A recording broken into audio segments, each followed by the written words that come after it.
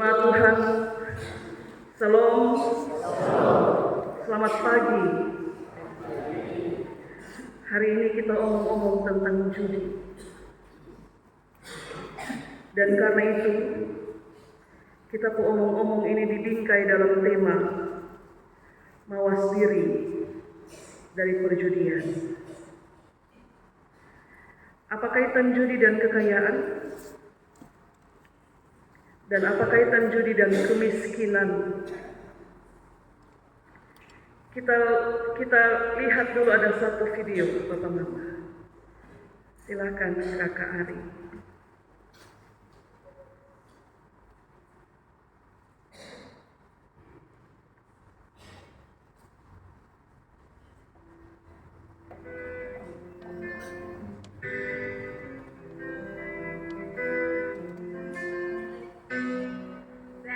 Punya mobil mewah, lengkap dengan ATM dan sopir pribadi. Wih, kemana-mana tinggal minta antar deh. Santai sambil dengerin musik sama teman-teman gue. Gak kemana-mana lagi. Wih, pengen punya rumah, ya dong. Lengkap dengan pelayan, perabotan lengkap di merek mau ini itu bisa perintah. Hidup serasa di sana, terus kalau kepanasan gue ajak teman-teman gue nyebur deh bangsa. Andai aku jadi orang kaya. Andai nggak usah pakai kerja. Sama ya, nggak bisa. Andai aku jadi orang kaya. Andai nggak usah pakai kerja. Pengen punya kapal. Siap. Lengkap dengan pulau pribadi. Semua orang nggak boleh masuk kecuali yang baik aja sama gue. Wih, gue ajak temen-temen gue bikin bis paket yang malam, bakar ikan, berenang, surfing, mancing, pokoknya asik-asik dah. Ajak dong. Pengen punya uang banyak, yang depositonya bisa buat 7 turunan. Jadi kan gue gak perlu syuting lagi mikirin duit. Anak cucu juga bisa hidup tenang terus. Kalau kurang uang, tinggal telepon gue aja. Andai aku jadi orang kaya. Andai nggak usah pakai kerja. Andai ngayal dulu. Jangan protes, gue jadi orang kaya. Andai nggak usah pakai kerja. Nggak mungkin. Andai aku jadi konglomerat. Andai nggak usah pakai kerja.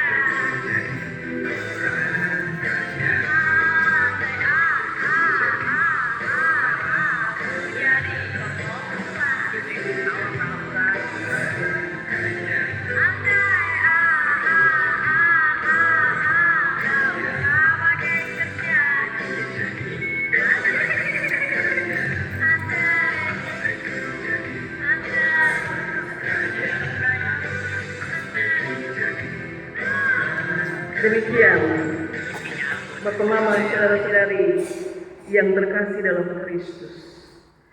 Lagu itu judulnya Cuma Hayalan. Karena itu setiap keinginan dimulai dengan kata andai. Andai jadi orang kaya, bisa beli mobil, lengkap dengan supir pribadi, bisa beli rumah lengkap dengan pelayan untuk semua keperluan, bisa beli kapal lengkap dengan pulau pribadi, dan lain sebagainya.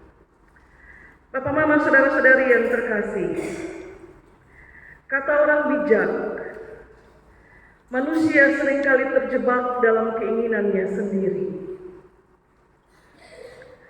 Dan di antara keinginan-keinginan yang ada dalam diri manusia, keinginan untuk menjadi kaya itu salah satunya. Hidup mapan, bisa beli apa saja, tidak pusing pikir tanggal tua, tidak pusing pikir begitu banyak tanggungan yang harus dilunasi, dan seterusnya. Bagi saya itu keinginan yang wajar. Semua orang pasti ingin kehidupan ekonominya terus baik dari waktu ke waktu. Meskipun keinginan itu bersifat kasuistik, Bapak Mama, tapi keinginan ini bisa menjadi berbahaya kalau segala cara itu mesti dihalalkan untuk mencapainya. Dan lagi-lagi secara kasuistik, beberapa orang kemudian memilih berjudi dengan alasan untuk mencari peruntungan. Padahal sudah ada kerja, padahal sudah ada usaha, masih mau mencoba peruntungan dengan berjudi. Satu pagi, Bapak Mama, saya masih muda, saya tugas di Pulau Flores. Datanglah seorang ibu berbaju keki. Bukan jemaat saya, kami kenalan, karena saya suka menghadiri undangan-undangan dari pemerintah. Datang ke pastori dan setelah berbasa-basi, ujung-ujungnya dia tanya, tadi malam Ibu Pendeta mimpi apa?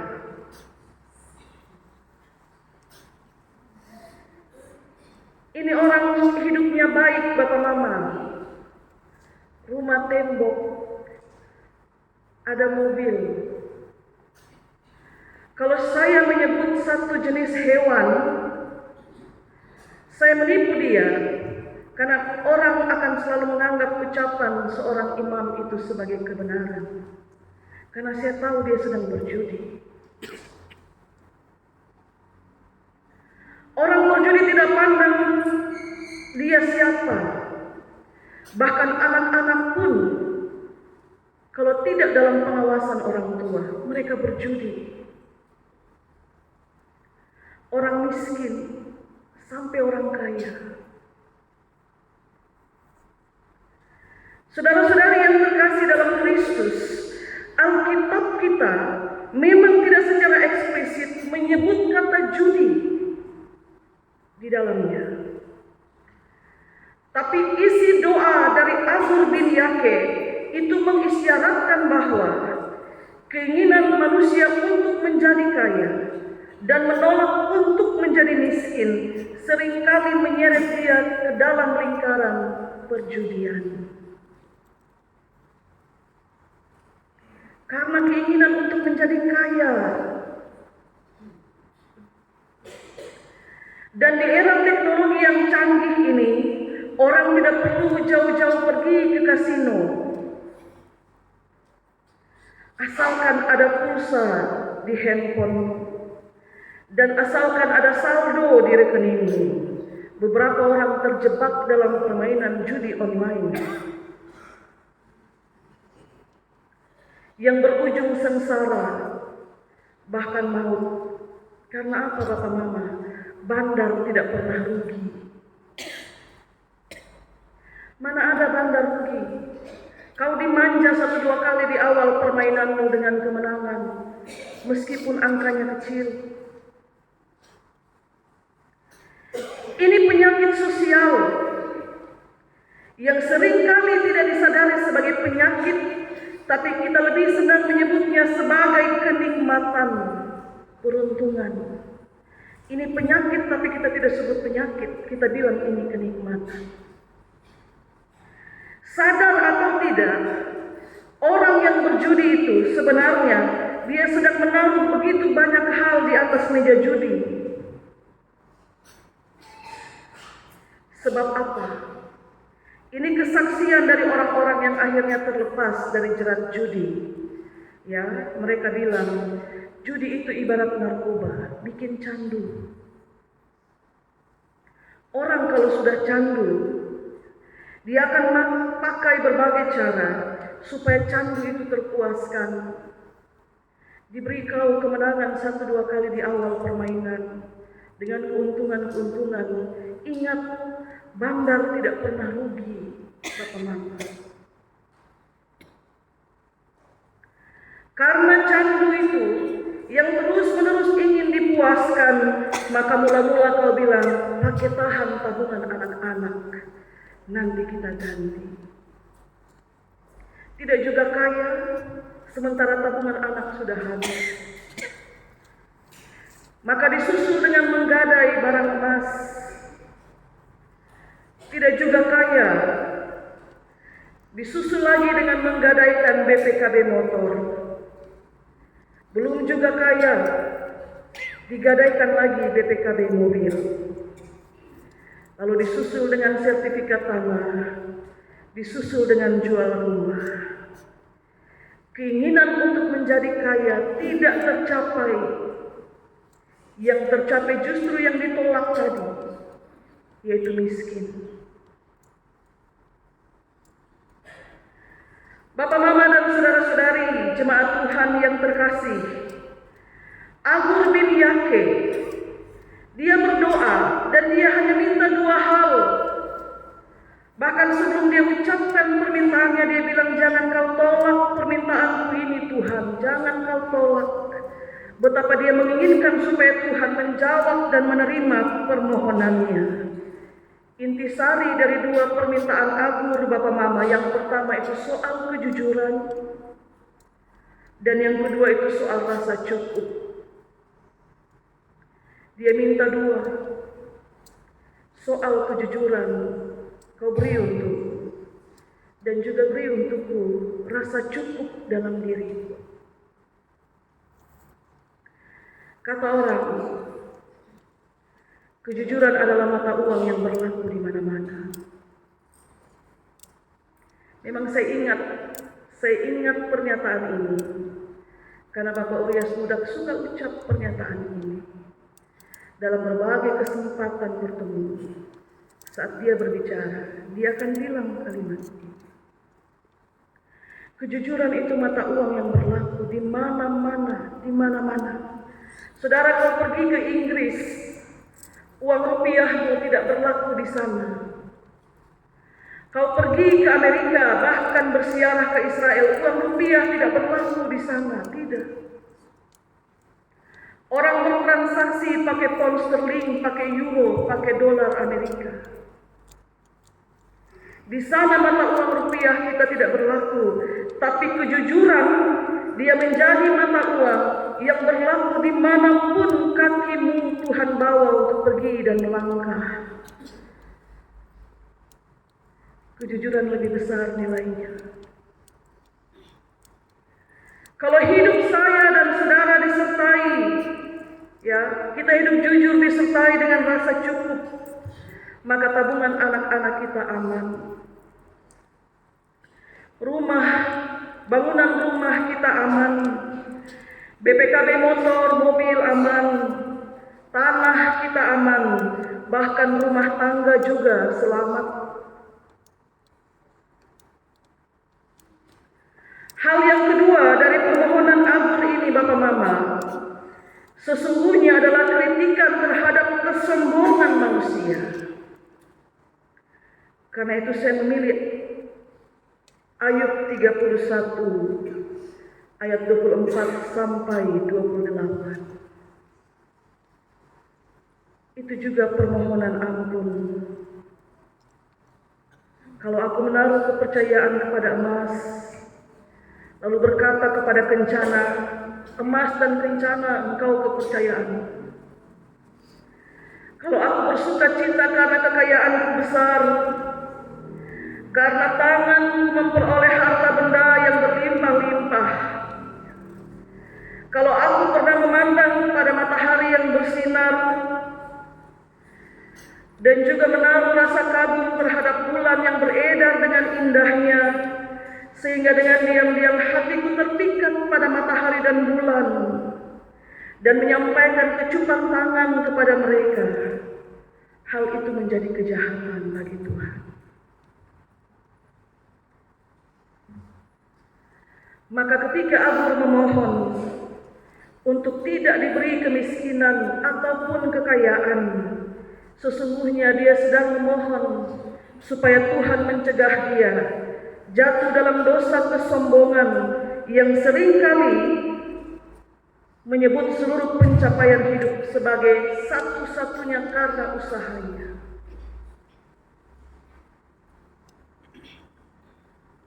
Dan tanpa campur tangan Tuhan di dalamnya. Kita manusia, Bapak Mama, saat kita lapar, kita berdoa terus-menerus dan minta Tuhan kasih saya makan. Dan saat kita sukenyang, kita lupa bahwa kita bisa kenyang itu karena kita pernah lapar, dan dalam keadaan lapar kita minta Tuhan kasih makan. Lalu saat sukenyang kita bilang, siapa Tuhan itu? Mari kita pergi gereja. Siapa itu gereja? Mari kita di persekutuan ibadah rumah tangga. Masih ada hari Jumat.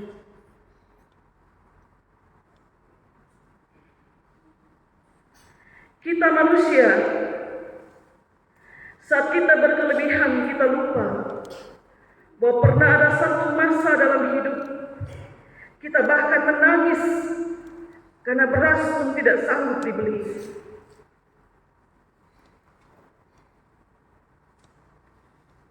Dan saat kita berkelimpahan, kita bilang, siapa Tuhan?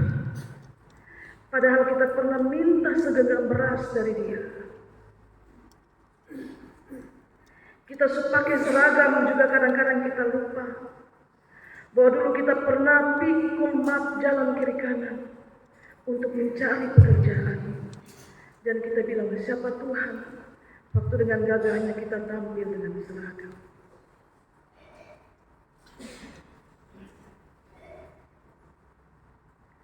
Kita memberikan persembahan tidak datang dari ucapan syukur, ini kasuistik, tapi menyetor uang untuk transaksi judi online. Kita lakukan dalam angka yang besar.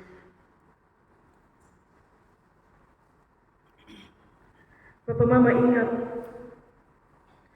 orang yang kenyang dia tidak boleh lupa bahwa dia pernah lapar. Orang yang sukses dia tidak boleh lupa bahwa dia pernah susah. Orang yang tinggal di satu rumah gedong, rumah besar, dia tidak boleh lupa bahwa dia pernah kontrak. Orang yang berhasil, dia tidak boleh lupa bahwa dia pernah gagal. Dan orang yang beriman, dia juga tidak boleh lupa pesan firman Tuhan hari ini.